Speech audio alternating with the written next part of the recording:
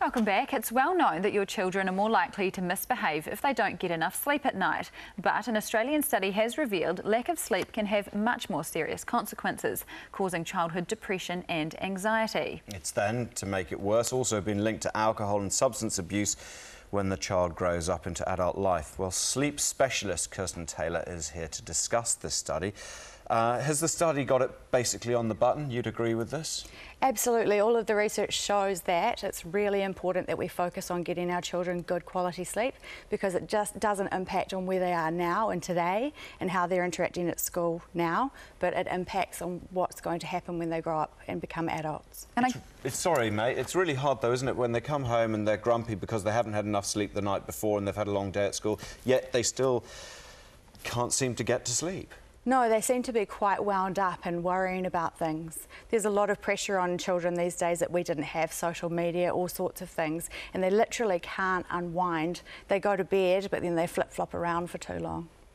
It's interesting you say they can't unwind, because a lot of parents are turning to tablets and iPads and technology as a means of trying to get the child to unwind, but it seems that's actually having a backward effect, and they can in turn, they're actually sort of intervening with the child being able to get to sleep. Yes, that's right, and also schools are requiring children to do their homework on laptops and computers. And what's happening is the study, especially the one at Flinders University in Australia, shows that it can delay sleep onset by up to an hour and a half. So those critical 2 hours before the child goes to sleep is really important. We need to take them away from screens. So what do parents do, especially if the school is requiring iPads and computers as a part of the homework? Yeah. Do you have set times? Do you cut it off before dinner time and have a wind down period, or what do parents do? Yeah, I think parents need to take it all into consideration. If they can, take the child away from the screen for 1.5 hours before bedtime. But if the child has an assignment, that's really tricky. So then they have to leave them on the screen but have a countermeasure. So, okay, after the screen, then they've got to put them into the shower or the bath to get that increase in temperature followed by the decrease, which brings on sleepiness, or a nice hot drink, preferably not milk, because it's causing histamine allergic reactions. So they just have to have a game plan. They need a plan. That's what I was about to ask you, but the techniques. The hot bath is an interesting one. Consistency, I guess, is a really important one for their programme. Any other ideas of how you can help, particularly if you've got one of these youngsters who does get anxious about, have I done the homework, am I got everything organised for tomorrow?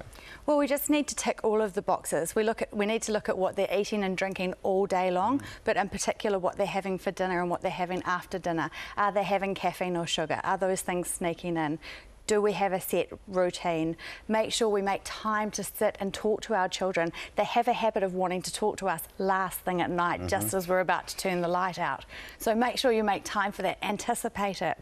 Also, there are lots of lovely minerals and herbal remedies out there on the market that are safe and nurture the nervous system that we can give them to help support them to turn off their minds. No ice cream, dope them, sounding, you know, of course I don't condone that ridiculous idea. It is interesting. One of my three is classic about this. Anxiety. Wants to do the talking last minute at night. And as you were just saying in the break, it's actually quite common to see anxiety in children as young as 10 and 11, as I guess high school and all those stresses come through. All the pressures of the world start building up against them.